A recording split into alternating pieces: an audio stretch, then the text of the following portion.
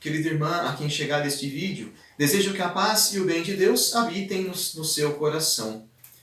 Sou Frei Antônio Felipe, natural de Lorena, São Paulo, e resido atualmente na cidade de Curitiba como vice-reitor do Postulantado, segunda etapa de formação para quem deseja seguir o caminho da vida religiosa consagrada franciscana.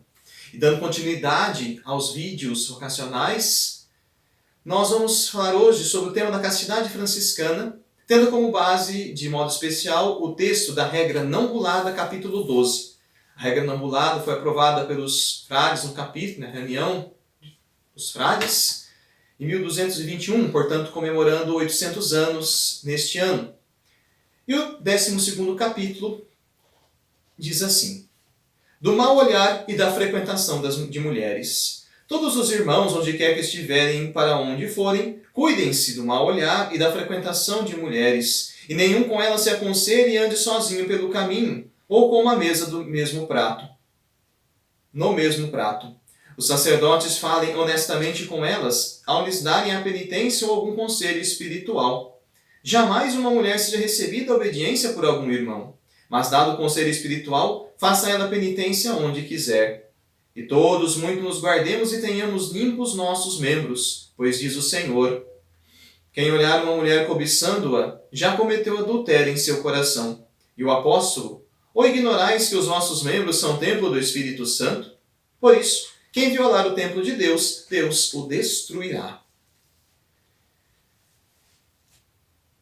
Nós percebemos um tom um pouco parece que exagerado de São Francisco nesse texto da Regra Não Bulada. Mas será que o texto pretende de fato mostrar uma ação condenatória ou então esse exagero mesmo, até mesmo uma discriminação por parte da pessoa de São Francisco em relação ao gênero feminino? O que realmente ele quer dizer?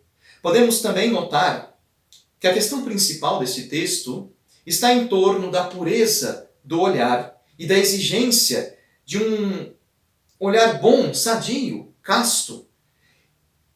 Estamos, nesse sentido, entrando no terreno das relações humanas. Algo que é muito próprio nosso como seres humanos. Mas o que deve iluminar o nosso olhar enquanto cristãos, isto é, enquanto seres humanos que seguem a pessoa de Jesus? Nós podemos dizer que é o Evangelho, a boa nova de Jesus. É este, isto é, Jesus, aquele a quem cada frade dedica a sua vida. O mau olhar, ele diz respeito ao que está preso aos próprios interesses, ao próprio egoísmo. A maldade deste olhar não está naquilo que é observado no exterior, isto é, por exemplo, a mulher, mas no interior daquele que olha. Se nós olharmos, por exemplo, tomarmos o texto de Marcos, capítulo 7, versículo 15, nós veremos que Jesus faz um aviso aos discípulos dizendo que é do interior do ser humano que saem aquelas coisas que mancham o próprio homem. E é deste mau olhar, deste interior, que decorre a violação, melhor dizendo, da castidade. A Regra Não Bulada, ela faz então um convite a que nós imitemos o olhar puro, transparente de Jesus. Por vários textos que nós temos da Sagrada Escritura, nós vamos perceber que o Senhor, ele não faz discriminação de homem e de mulher, como se tratasse um melhor ou outro menos.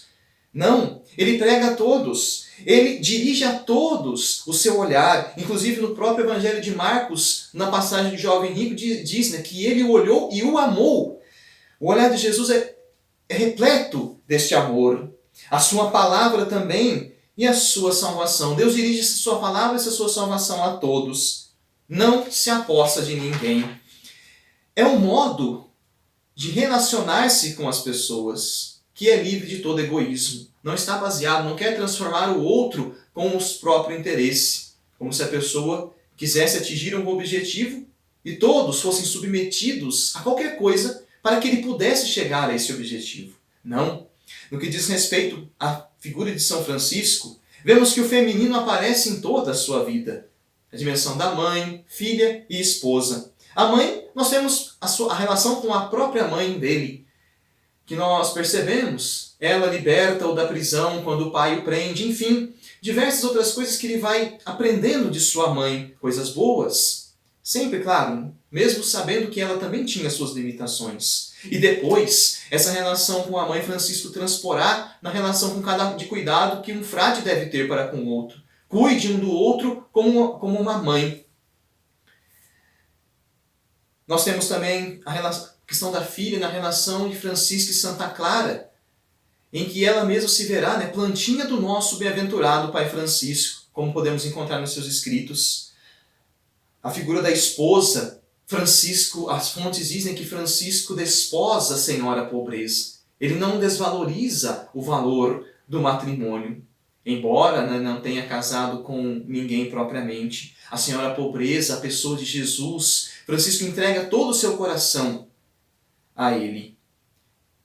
Vemos também as amizades sinceras com a própria Santa Clara e também com Jacoba de Setesoli, uma viúva romana. E de modo especial, no final da sua vida, São Francisco até mesmo deseja comer os doces que ela preparava quando ambos se encontravam. Uma amizade sincera, simples, baseada em coisas simples.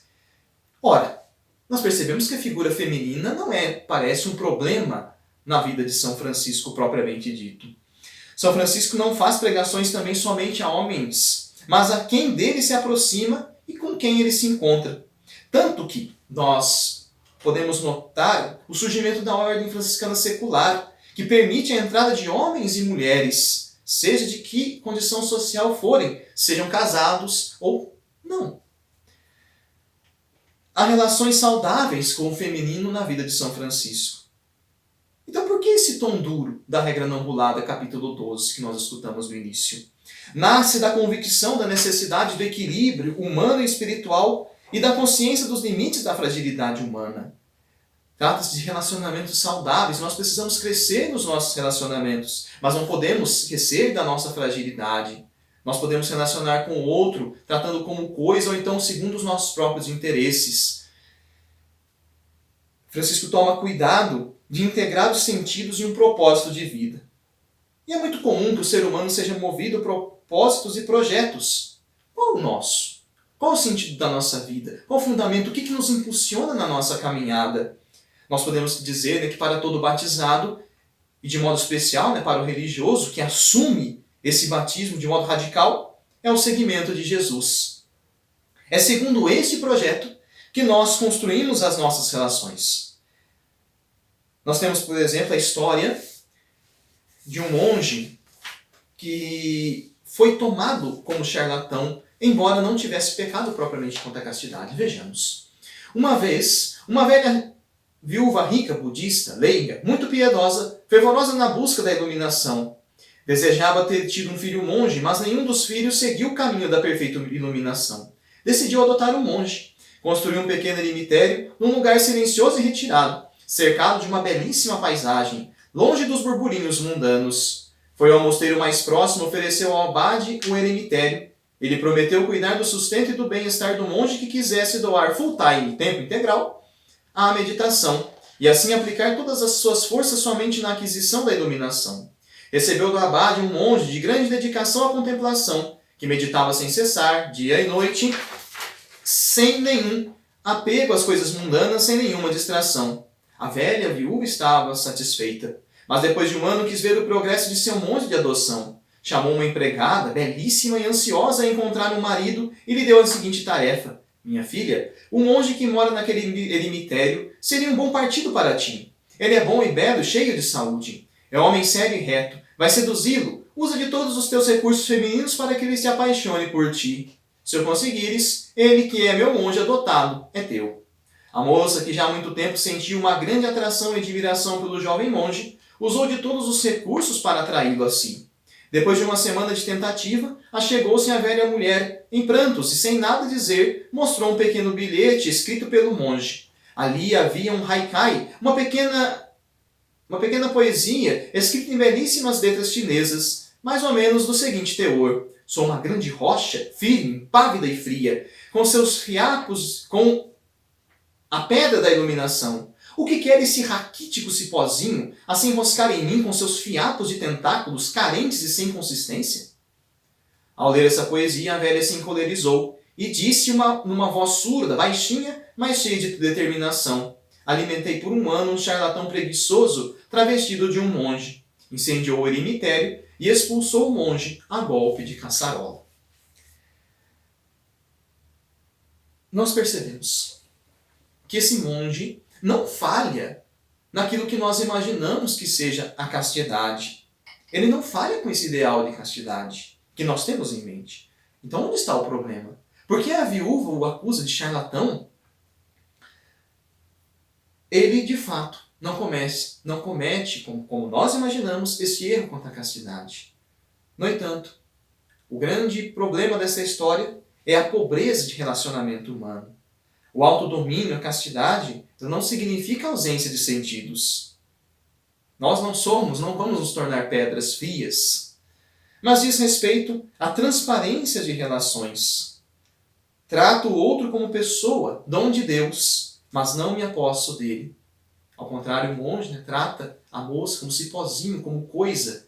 Não é assim que nós somos chamados a viver o projeto ao qual Deus nos chamou. Como esse projeto? O projeto de amor. Nós percebemos já desde o livro do Gênesis que Deus chama o ser humano a um projeto de amor. O religioso tenta concretizar esse projeto de amor de acordo com o seguimento radical à pessoa de Jesus. Mas isso não quer dizer exclusão de amizade, exclusão de relacionamentos. Muito pelo contrário, o ser religioso nos colocará em contato com muitas pessoas. Qualquer vocação assumida coloca, até mesmo aqueles que estão no mosteiro, na vida de clausura, também tem a vida de relacionamento com o outro, de forma que os monges, por exemplo, rezam pela vida no mundo. Isso também é uma certa forma de se relacionar, mas sem apossar-se do outro, sem tratar o outro segundo os meus próprios interesses. É um olhar transparente que não se apossa, deixa o outro ser livre, deixa o outro ser na sua diferença. E também a própria pessoa torna-se livre, porque não precisa viver presa ao outro. Isso também é castidade. É tomar todas as nossas forças e colocá-las, centralizá-las em um projeto de vida que, como disse, é o seguimento de Jesus. Frei Egídio e outros 3 frades conversavam sobre as tentações da carne. E Frei Egídio perguntou: como vocês fazem? Um deles respondeu: eu penso na torpeza do ato e afasto o pensamento. O outro disse que se jogava no chão, rezava para Jesus e Nossa Senhora e assim afastava a tentação. Frei Junípero, na sua simplicidade, dizia: eu entro e fecho a porta. E se a tentação ainda resiste, eu digo: vá embora. Entre aspas, a hospedaria está ocupada. E aí Frei Egídio diz, estou contigo, Frei Junípero. Há certas batalhas que se vence fugindo. O que é que Frei Egídio elogia em Frei Junípero? Porque Frei Junípero não permite a entrada da tentação. Os outros vencem, mas permitem um pouquinho que ela entre. Não caem, é claro, mas gastam as suas forças. Frei Junípero já mostra um outro modo. Ele nem deixa a tentação entrar. Fecha a porta do seu coração e diz, o meu coração já está ocupado. Está ocupado com o quê? Com o projeto de vida que ele havia escolhido. O seguimento, a doação, a entrega à pessoa de Jesus. E desta forma, ele se mostra firme no seu projeto, na exclusividade de Deus na sua vida. É isso que nós somos chamados a viver com castidade. A transparência das relações, o não se apossar das pessoas, o estabelecer laços que de fato estejam baseados no amor. No amor que é verdadeiro, que se preocupa com o bem do outro e não na posse dele. Não que ele se torne um outro eu, mas que ele seja livre, que ele cresça, que ele encontre o seu caminho na vida, que ele frutifique, que ele se salve. A castidade diz respeito, portanto, à transparência de relações que são límpidas, relações que são de fato baseadas no amor. É este o projeto também de vida franciscana, assumido na pessoa de São Francisco, que nas relações com homens e mulheres deixa transparecer a primazia de Deus, o primeiro lugar de Deus, sem desprezar o ser humano, tratando o ser humano como aquilo que ele é, filho de Deus, chamado ao projeto de amor. Castidade é um amor ordenado, que sabe colocar cada coisa no seu lugar, sem bagunçar e sem também confundir as coisas, mas tratá-las segundo esse projeto de amor, sempre mantendo a exclusividade de Deus. É isso que nós somos chamados a viver. Que Deus abençoe, que Deus conceda um bom discernimento vocacional. Não esqueça de ler o nosso texto e também responder as perguntas que estarão na descrição deste vídeo. Desejo que o Senhor acompanhe na caminhada, abençoe e lhe dê discernimento a fim de que possa viver cada vez mais essa entrega a Ele no serviço de Deus, que nos chama, e também da Igreja e da humanidade toda. Deus abençoe, paz e bem.